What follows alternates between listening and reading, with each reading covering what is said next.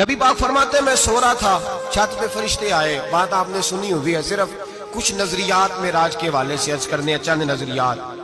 نبی پاک فرماتے ہیں حضرت جبریل نے چھت کے اوپر سے انہوں نے تھوڑا سا حصہ کھولا، چھت پھاڑی۔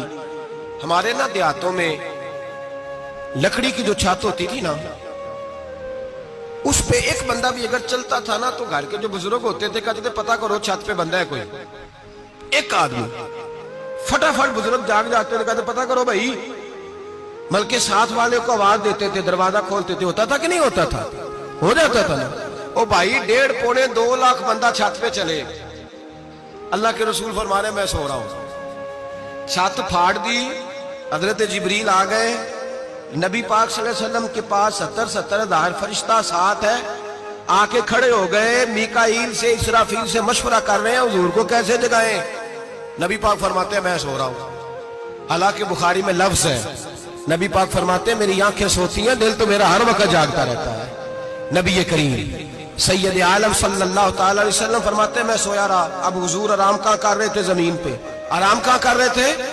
حضور علیہ السلام زمین پہ آرام کر رہے تھے، جناب جبریل جھکے۔ کتنا جھکے کہ حضور کے قدم ہی چوم لیے۔ نبی پاک کے قدم تو کتنا جھکے ہوں گے جی؟ رکوع تک جی؟ میں نہیں جی گل کی سجدے دی، تساں کیتی جی، فتویٰ لگا تواڈے تے لگنا جی۔ کہاں تک لگی؟ کہاں تک جھکے؟ اعلیٰ حضرت کہتے ہیں حضرت جبریل نے سجدہ نہیں کیا نبی پاک۔ میرے اعلیٰ حضرت کا کمال یہ ہے کہ شریعت بھی بچ جاتی ہے اور عشق کو بھی پورا سکون مل جاتا ہے۔ اعلیٰ حضرت فرماتے ہیں جناب جبریل نے سر پہ تاج پہنا تھا اور تاج میں موتی لگے ہوئے تھے، وہ موتی نبی پاک کو سجدہ کرنے لگ گئے۔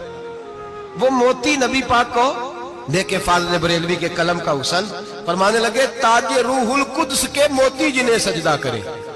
تاج روح القدس کے حضرت جبریل کے سر کے تاج پہ جو موتی ہیں وہ نبی پاک کو سجدہ کر رہے ہیں۔ نبی کریم یہاں کوئی بندہ، اب تو خیر لوگ ہاتھ بھی کسی کے چومتے ہیں تو خود نہیں اوپر ہوتے، ہاتھ ہی اوپر کر لیتے ہیں، اب تو مزاج ہی بدل گیا ہے۔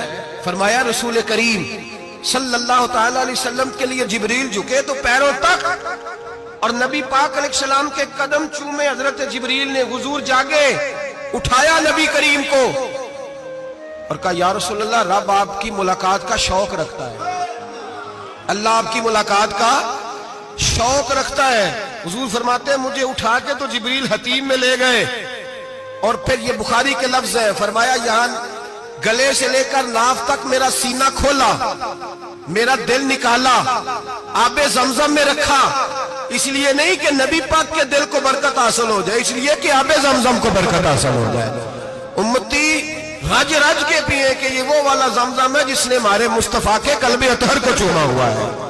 نبی پاک صلی اللہ علیہ وسلم فرماتے ہیں میرے سامنے کھولا اور میں دیکھتا بھی رہا، دل کھل گیا، سینہ کھل گیا اور میں دیکھتا بھی رہا، اور نبی پاک فرماتے ہیں خون بھی نہیں نکلا، اس لیے کہ حضور کی حقیقت نور ہے، نبی پاک کی حقیقت نور ہے، ورنہ بشر کے حضور اگر صرف بشر ہوتے تو کٹ بھی لگے تو خون نکل آتا۔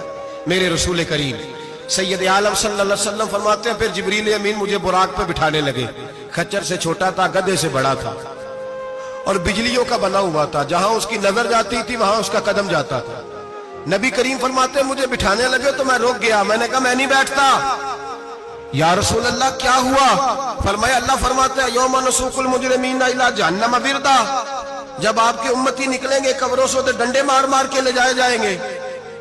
پہلے رب میرے ساتھ وعدہ کرے کہ جب میرے غلام قبروں سے نکلیں گے تو انہیں بھی براق عطا کرے گا، پہلے وعدہ کرے۔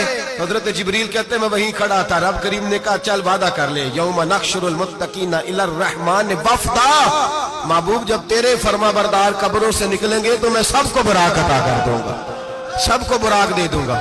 نبی کریم فرماتے ہیں میں براق پہ بیٹھا، سفر شروع ہوا، نبی رحمت علیہ السلام فرماتے ہیں میں گزرا۔ یہ بات آپ نے سنی ہوئی ہے پر بیان کرنے بھی بڑی ضروری ہے۔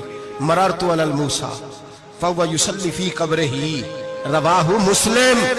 او خدا کے بندو، اللہ تبارک و تعالی ہدایت کا نور دے، کہاں بیٹھ کے قرآن و سنت پڑھتے ہو؟ کیوں نہیں عقیدے کو سمجھتے؟ نبی کریم علیہ السلام نے فرمایا میں معراج کی رات گزرا، یہ سنی کان کھول کے سنے، دل کھول کے، صحیح مسلم کی حدیث، فرمایا میں معراج کی رات گزرا تو حضرت موسیٰ اپنی قبر میں کھڑے ہو کے نماز پڑھ رہے تھے. حضرت موسیٰ اگر زندہ ہے تو جو موسیٰ کے بھی امام ہے، جو جناب موسیٰ کے بھی ایسے ہی فٹافٹ ہم پہ تو کسی کا